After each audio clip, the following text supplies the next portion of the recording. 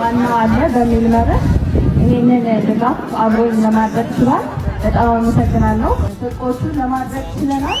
በጣም ደስ ብሎናል። ከዚህ በኋላም በጣም ብዙ ስራዎች እንደሚጠበቅብን እናውቃለን። እኛም ከጎናችን ለመሆን ለማገዝ ከእግዚአብሔር ጋር እንግዲህ ወደፊት የመሄድ እቅድ ያለን ጥረት ነው። እንግዲህ ኳስ አይደል ብዙ እንደምትሰራ እያየሁኝ ነው።